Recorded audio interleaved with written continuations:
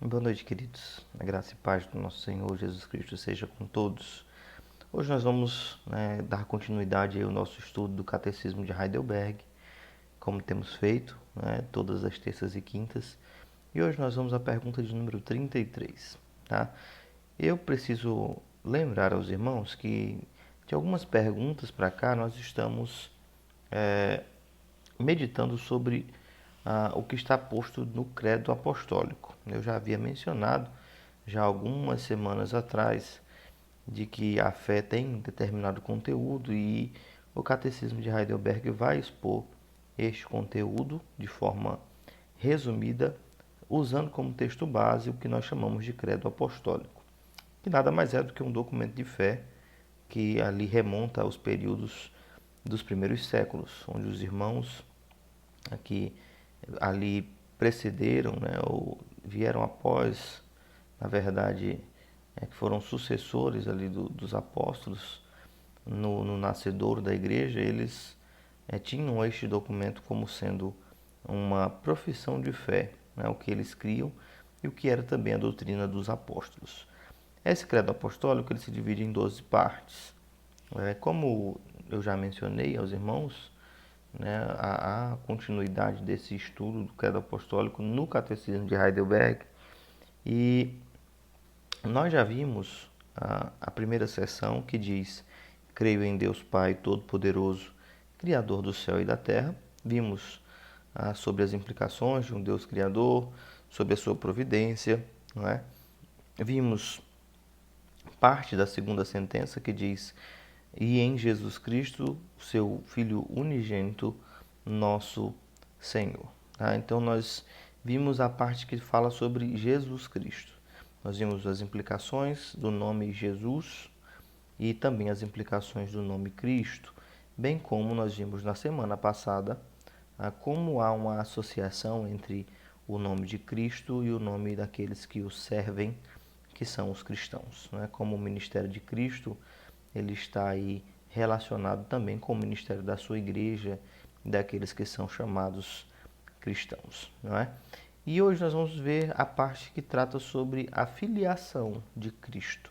Lembre-se que na segunda sessão fala sobre Jesus Cristo, o Filho unigênito, e nosso Senhor. Tá? Hoje veremos esta parte da segunda sessão do que nós chamamos de credo apostólico ou credo dos apóstolos. A pergunta de número 33, ela vai dizer o seguinte: por que é ele chamado de Filho unigênito de Deus, se nós também somos filhos de Deus?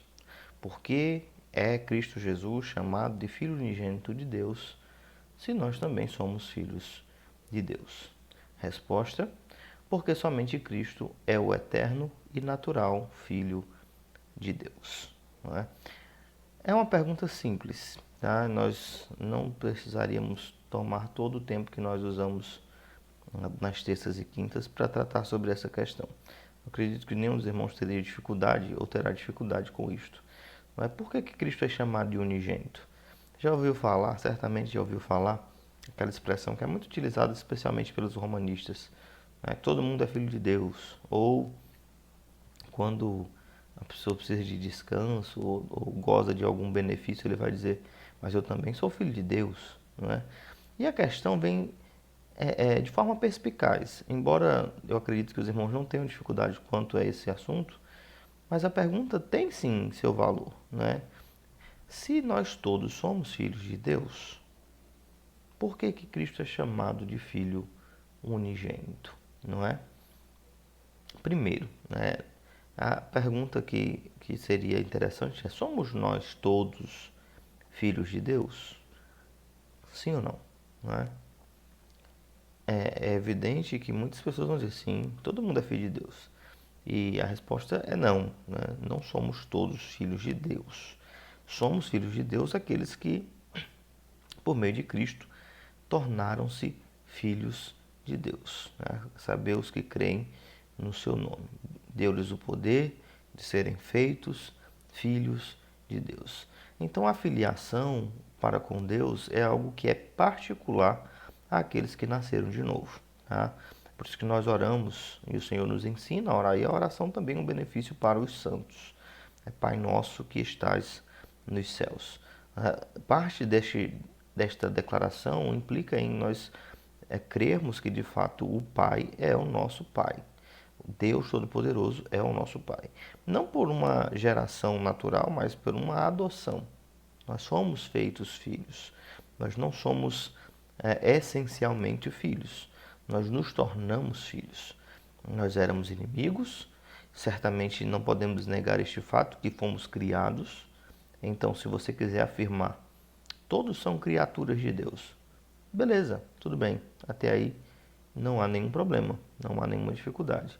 Mas daí para se afirmar que todos são filhos de Deus, nós teríamos certas dificuldades. Então, chegando neste ponto, todos somos criados.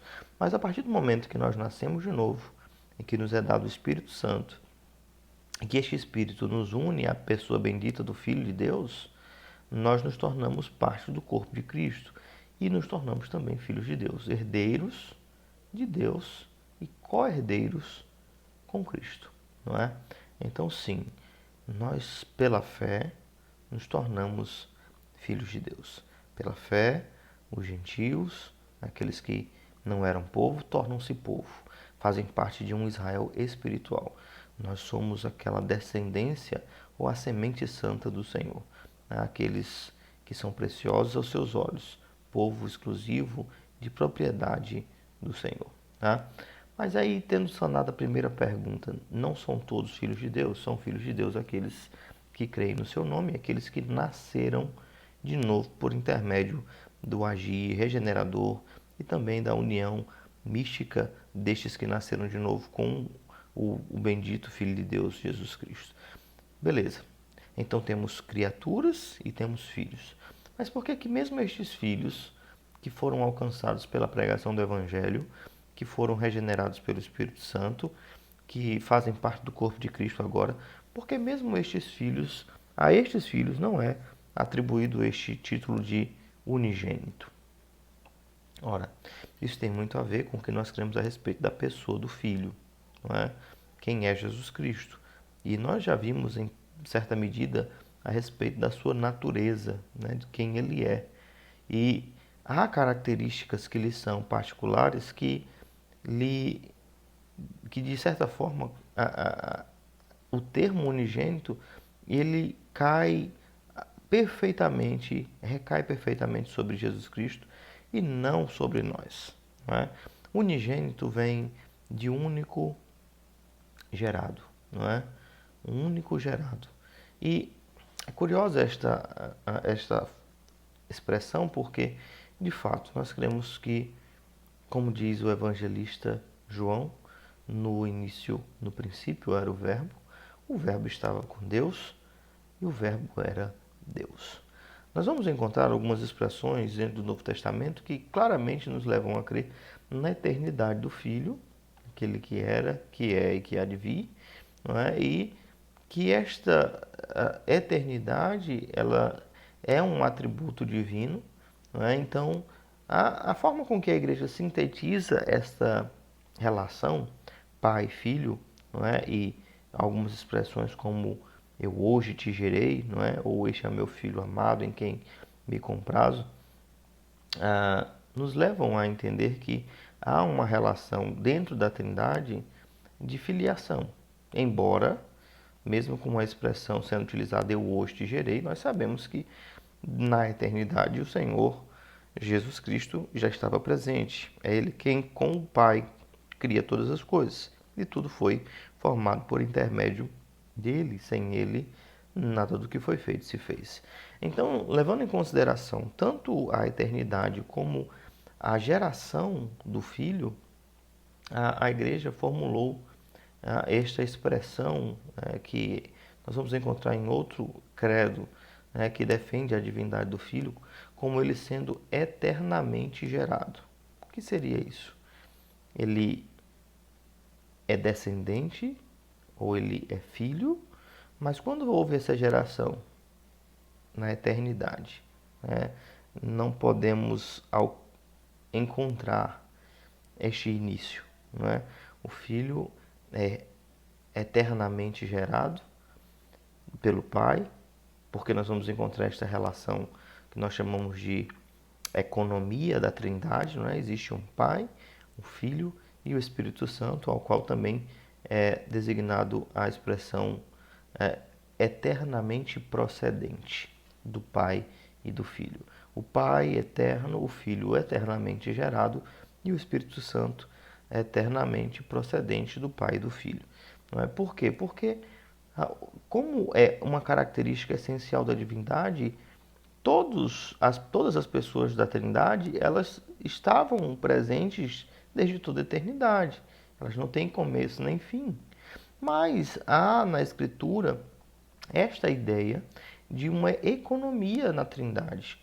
Um pai, um filho que em tudo faz para agradar o seu pai, que em tudo é submisso ao seu pai, e nem por isso é menos glorioso e não é digno de louvor, e não é digno de adoração.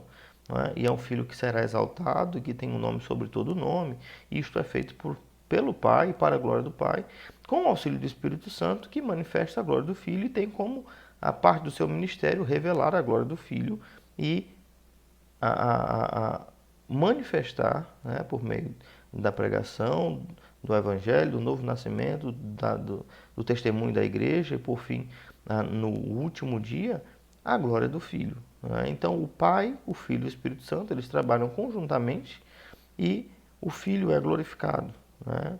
O Pai se compraz e tem todo o seu prazer no Filho, e o Espírito Santo é quem capacita o Filho para cumprir a sua obra, o seu ministério.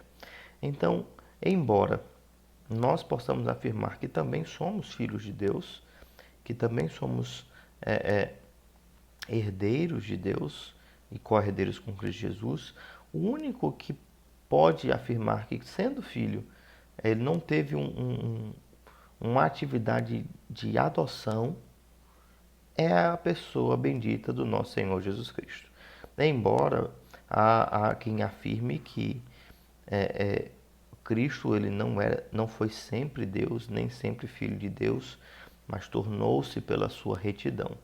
É uma heresia antiga chamada de adocionismo, que afirma que por causa da retidão moral do filho, ele tornou-se uma divindade. O Pai o tornou uma divindade. Mas aí nós não teríamos um Deus eterno e mesmo que fosse dotado de algum poder, não seria igual ao Pai. Não é? No início era o Verbo estava com Deus, o Verbo era Deus. Não se encaixaria a esta descrição e também não poderia ser adorado, porque seria uma quebra também do segundo e do primeiro mandamento. Não é? Se o Filho fosse adorado e ele não fosse Deus e a Trindade de fato não existisse, todo e qualquer louvor e adoração a Jesus Cristo seria um empecilho no que diz respeito à lei moral.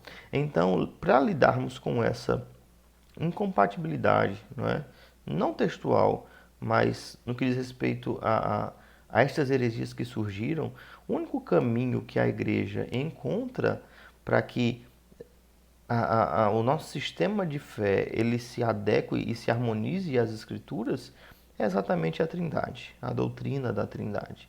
O Filho eterno igual ao Pai, mas gerado pelo Pai. E um Espírito Santo eterno igual ao Pai e ao Filho, mas eternamente procedente do Pai e do Filho. Tá?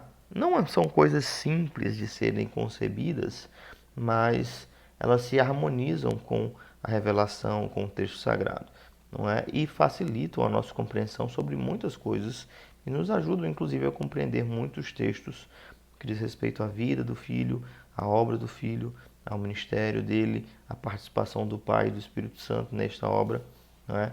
E a relação que há entre o Pai, o Filho e o Espírito Santo como sendo um único e verdadeiro Deus. O Deus que nós cremos, o Deus triuno, não é? O Eu Sou, tá? Então, eu acredito que não haja dificuldade quanto a isso. Por que que só Jesus Cristo é o Filho unigênito de Deus? Porque ele é o único gerado, né? Eternamente gerado pelo Pai. Ele é de igual substância, dotado de igual glória, de igual poder, digno de igual louvor, de igual adoração, não havendo diferença entre ele e o Pai, embora a segunda pessoa da Trindade, na sua obra redentora, adote uma natureza humana, mas a sua natureza divina, ela não é comprometida, ela não é perdida. Como diz o apóstolo Paulo no texto que nós meditamos neste domingo, o Filho não usou de usurpação o ser igual a Deus, mas ele se esvazia e se humilha. Ora, sendo Deus perfeito, eterno, glorioso, santíssimo, ainda assim o Filho decidiu se humilhar. Voluntariamente se entregou, se esvaziou, não de sua divindade, mas sim de sua glória e de todos os seus direitos, não é? Então, não há dúvidas, à luz das Escrituras, de que Cristo é Deus. Tá? Quem não crê nisto, realmente não crê naquele que enviou o Filho. Quem não crê no testemunho do Filho, não crê naquele que o enviou. E se nós temos o Filho, nós temos a vida, e se nós não temos o Filho, nós não temos a vida. Tá? Então, a melhor forma de nós compreendermos a doutrina cristã, né, no que diz respeito à relação da divindade, é aprendendo a respeito da doutrina da Trindade, né? O Deus triuno, Pai, Filho e Espírito Santo. Então, existem algumas obras que podem nos auxiliar, né, nesse sentido, o próprio catecismo, a própria confissão de fé, mas existem outros materiais também que, se você quiser se aprofundar, podem ser muito úteis, né, porque frequentemente existem dúvidas e, ao longo da história, muitas heresias foram é, formadas aí no que diz respeito à Trindade. E, inclusive hoje, nos nossos dias, há quem ensine em muitas denominações e seitas doutrinas que são equivocadas a respeito da Trindade, não é? Então, sim, Filho unigênito, somente um, somente aquele que é gerado e que é igual ao Pai. Nós somos filhos? Somos. Mas por que somos filhos? Porque o Filho é porque fomos unidos ao Filho. Nós nos tornamos filhos pelos méritos daquele que é o verdadeiro Filho.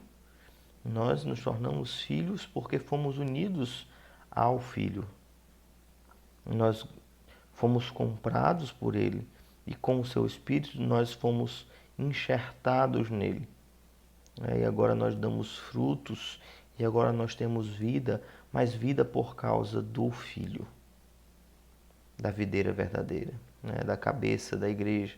Nós somos hoje parte do seu corpo e por isso gozamos de todos os privilégios e todos os benefícios.